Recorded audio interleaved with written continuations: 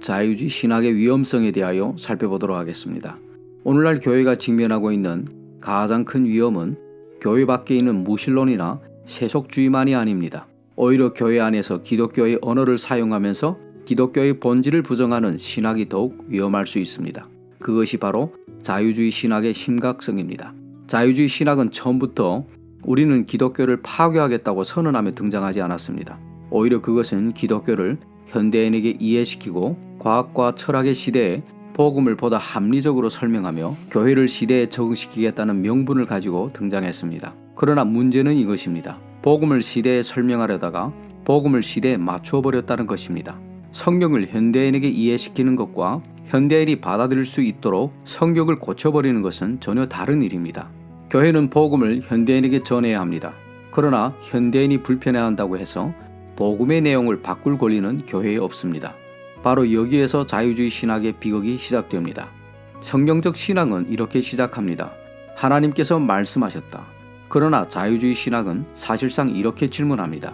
현대인이 이것을 받아들일 수 있는가? 이 차이는 작아 보이지만 결정적입니다. 하나님의 말씀을 판단의 최종 기준으로 삼느냐, 아니면 인간의 이성과 경험과 시대 정신을 최종 기준으로 삼느냐의 차이이기 때문입니다. 성경에서 기적이 나오면 묻습니다. 정말 이런 일이 일어날 수 있는가? 예수님의 동정녀 탄생을 대하면 묻습니다. 현대 과학으로 이것을 받아들일 수 있는가? 홍해가 갈라진 사건을 읽으며 묻습니다. 이것을 자연현상으로 설명할 수는 없는가? 예수님의 육체적 부활을 대하면서도 묻습니다. 정말 시체가 다시 살아났다는 뜻인가? 아니면 제자들의 신앙 경험을 표현한 것은 아닌가? 그 순간 이미 중요한 변화가 일어났습니다. 인간이 성경 앞에 서 있는 것이 아니라 성경이 인간의 법정에 세워진 것입니다. 그러나 성경은 인간의 평가를 기다리는 책이 아닙니다. 요한복음 17장 17절에서 주의 말씀은 진리니이다 라고 말씀하고 있습니다. 성경적 신앙은 하나님의 말씀을 인간의 이성으로 심판하는 것이 아니라 하나님의 말씀 앞에서 인간의 이성이 심판받는 것입니다. 인간의 이성은 하나님께서 주신 귀한 선물입니다. 그러나 타락한 인간의 이성이 하나님의 계시보다 높은 자리에 올라가는 순간 이성은 더 이상 종이 아니라 폭군이 됩니다. 성경이 인간을 진단하는 방식은 매우 심각합니다. 성경은 인간의 문제를 단순한 무지나 교육의 부족이나 환경의 문제라고 말하지 않습니다. 로마서 3장 23절에 보면은 모든 사람이 죄를 지어 하나님의 영광에 이르지 못하더니 라고 말씀하고 있습니다. 인간의 가장 깊은 문제는 죄입니다. 인간은 단순히 교육이 필요한 존재가 아니라 구원이 필요한 존재입니다. 단순히 계몽되어야 하는 존재가 아니라 거듭나야 하는 존재입니다. 단순히 사회구조가 개선되면 완전해지는 존재가 아니라 하나님과 화해하는 존재입니다. 그런데 자유주의 신학은 종종 인간의 죄성보다 인간의 가능성을 강조합니다. 죄보다는 성장, 회개보다는 자기개발, 심판보다는 포용, 구원보다는 사회적 개선을 강조하게 됩니다. 물론 가난한 사람을 돕고 억압받는 사람을 돌보고 사회의 불의를 바로잡으려는 노력은 중요합니다. 성경은 결코 그것을 무시하지 않습니다. 그러나 인간의 가장 근본적인 문제를 해결하지 않은 채 사회적 문제만 해결하려 한다면 그것은 복음의 중심을 놓치는 것입니다. 세상을 개선하는 것이 기독교의 최종 목적이 아닙니다. 죄인이 하나님과 화해하는 것이 복음의 중심입니다. 여기에서 우리는 가장 심각한 문제에 도달합니다. 바로 십자가입니다. 성경은 예수 그리스도의 죽음을 단순한 순교자의 죽음이라고 말하지 않습니다. 그분은 단순히 사랑의 모범을 보여주기 위해 죽으신 것이 아닙니다. 그리스도께서는 죄인을 대신하여 죽으셨습니다. 베드로전서 2장 24절에서 그분께서 친히 나무에 달려 자신의 몸에 우리의 죄들을 지셨으니 십자가에는 대속이 있습니다. 죄가 있습니다. 하나님의 거룩하심이 있습니다. 하나님의 진노가 있습니다. 피 흘림이 있습니다. 심판이 있습니다. 그리고 바로 그 자리에서 하나님의 놀라운 사랑이 나타납니다. 그런데 인간에게 죄가 그다지 심각하지 않다면 십자가 역시 반드시 필요하지 않게 됩니다. 하나님께서 죄를 심판하지 않으신다면 대속도 필요 없습니다. 인간이 본래 선하며 교육과 환경 개선으로 구원될 수 있다면 하나님의 아들이 십자가에서 피 흘려셔야 할 이유도 사라집니다. 그러므로 죄의 교리를 약화시키면 반드시 십자가의 교리가 약화됩니다. 십자가를 약화시키면 복음 전체가 무너집니다. 바울은 말했습니다. 고린도전서 2장 2절에서 이는 내가 너희 중에서 예수 그리스도 곧 십자가에 못 박히신 그분 외에는 아무것도 알지 아니하기로 작정하였기 때문이라. 복음의 중심에서 십자가를 제거하고도 기독교가 남아있다고 생각한다면 그것은 착각입니다. 십자가 없는 기독교는 기독교가 아닙니다. 자유주의 신학은 현대인이 받아들이기 어렵다는 이유로 기독교의 초자연적 요소들을 재해석하려는 유혹에 반복해서 빠졌습니다. 그러나 여러분, 기독교에서 초자연적인 것을 제거하면 무엇이 남습니까? 동정녀 탄생을 제거하십시오. 기적을 제거하십시오. 그리스도의 신성을 제거하십시오. 대속의 피를 제거하십시오. 육체적 부활을 제거하십시오. 승처를 제거하십시오. 재림을 제거하십시오. 최후의 심판을 제거하십시오. 그러면 남는 것은 무엇입니까? 예수라는 훌륭한 도덕 교사의 가르침과 인간 사랑의 윤리 정도가 남을 것입니다. 그러나 그것은 기독교가 아닙니다. 기독교는 처음부터 끝까지 하나님의 초자연적인 개입에 기초하고 있습니다. 성경의 첫 문장은 무엇입니까? 태초에 하나님께서 하늘과 땅을 창조하시니라. 기독교 신앙의 출발부터 초자연적입니다. 우리가 믿는 복음 자체가 초자연적입니다. 하나님께서 사람이 되셨습니다. 죄 없는 하나님의 아들이 죄인을 대신하여 죽으셨습니다. 죽은 자 가운데서 육체적으로 다시 살아나셨습니다. 승천하셨으며 다시 오실 것입니다. 이것이 기독교입니다. 이것을 모두 상징과 신화와 종교 경험으로 바꾸어 버리면서 여전히 기독교라고 부를 수는 없습니다. 이것이 자유주의 신학을 특별히 분별하기 어렵게 만듭니다. 하나님이라는 말을 합니다. 예수라는 말을 합니다. 십자가라는 말을 합니다. 부활이라는 말을 합니다. 구원이라는 말을 합니다. 성령이라는 말을 합니다. 문제는 같은 단어를 사용하면서 다른 의미를 집어넣을 수 있다는 것입니다. 예를 들어 부활을 믿습니다라고 말할 수 있습니다. 그러나 그것이 정말 예수 그리스도께서 무덤에서 육체적으로 다시 살아나셨다는 뜻인지 물어야 합니다. 예수님은 하나님의 아들이십니다라고 말할 수 있습니다. 그러나 그것이 그리스도의 영원한 신성을 고백하는 것인지 아니면 특별히 하나님을 의식했던 종교적 인물이라는 의미인지 확인해야 합니다. 그러므로 교회는 단어만 들어서는 안 됩니다. 그 단어가 무엇을 의미하는지 물어야 합니다. 사탄의 가장 위험한 거짓말은 전혀 새로운 언어로 나타나는 것이 아닙니다. 때로는 성경의 언어를 빌려 성경의 의미를 바꾸는 방식으로 나타납니다. 신학이 변하면 강단이 변합니다. 강단이 변하면 교회가 변합니다. 교회가 변하면 다음 세대가 변합니다. 복음적인 설교는 하나님으로부터 시작합니다. 하나님의 거룩하심, 인간의 죄, 하나님의 심판, 그리스도의 십자가, 회개, 믿음, 거듭남, 성화, 재림, 영원한 심판을 선포합니다. 그러나 자유주의적 강단에서는 이런 주제들이 점점 불편해집니다. 죄라는 말은 인간의 자존감을 상하게 하는 것처럼 느껴집니다. 지옥이라는 말은 너무 공격적으로 느껴집니다. 회개라는 말은 부정적으로 들립니다. 오직 예수라는 선언은 배타적으로 보입니다. 성경의 권위라는 말은 구시대적으로 보입니다. 그래서 강단은 점점 달라집니다. 죄 대신 상처를 말합니다.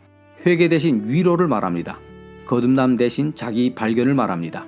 구원 대신 행복을 말합니다. 십자가 대신 인간애를 말합니다. 하나님 영광 대신 인간의 가능성을 말합니다. 그러나 복음은 인간의 자존감을 높이기 위해 주어진 메시지가 아닙니다. 복음은 먼저 인간을 하나님의 법정 앞에 세웁니다. 그리고 인간이 스스로를 구원할 수 없다는 사실을 철저하게 폭로합니다. 그런 다음 십자가에 달리신 그리스도를 보여줍니다. 이것이 복음입니다. 현대 교회에서 가장 오래되는 단어 가운데 하나가 사랑입니다. 사랑해야 하지 않습니까? 물론입니다. 기독교는 사랑입니다. 그러나 성경이 말하는 사랑은 진리와 반대되는 것이 아닙니다. 사랑 안에서 진리를 말하여 라고 에베소서 4장 15절에서 말씀하고 있습니다. 사랑과 진리는 적이 아닙니다. 진리 없는 사랑은 감상주의가 되고 사랑이 없는 진리는 냉혹함이 됩니다. 예수 그리스도 안에서 사랑과 진리는 완벽하게 만납니다. 어떤 사람이 독약을 마시려고 하고 있는데 그 사람의 선택을 존중해야 한다며 침묵하는 것이 사랑입니까? 아닙니다. 독약이라고 말해주는 것이 사랑입니다. 마찬가지입니다. 죄를 죄라고 말하는 것은 미움이 아닙니다. 회개라고 외치는 것은 폭력이 아닙니다. 그리스도 밖에는 구원이 없다고 선언하는 것은 교만이 아닙니다. 그것이 사실이라면 그것을 말하지 않는 것이 오히려 사랑이 아닙니다. 교회는 언제나 하나의 유혹을 받습니다. 세상으로부터 인정받고 싶은 유혹입니다. 시대에 뒤떨어졌다는 말을 듣지 말자. 지성인들에게 비웃음을 받지 말자. 학계에서 인정받자. 현대 문화와 충돌하지 말자. 이런 욕망이 교회의 마음속에 들어오면 성경의 불편한 부분을 하나씩 숨기기 시작합니다. 그러나 사도들은 세상의 인정을 얻지 못했습니다. 바울은 복음을 전하다가 미쳤다는 말을 들었습니다. 사도들은 조롱받았습니다. 그리스도께서는 십자가에 못 박히셨습니다. 복음은 처음부터 세상의 지혜와 충돌했습니다. 고린도전서 1장 18절에 보면은 이는 십자가의 선포가 멸망하는 자들에게는 어리석은 것이나 구원받은 우리에게는 하나님의 권능이기 때문이라고 말씀하고 있습니다. 교회가 세상에 받아들여지기 위해 십자가의 어리석음을 제거한다면 세상의 박수는 받을지 모르지만 하나님의 능력을 잃어버릴 것입니다. 교회의 사명은 세상으로부터 박수를 받는 것이 아닙니다. 세상의 진리를 선포하는 것입니다. 교리적 타협은 대개 하루아침에 일어나지 않습니다.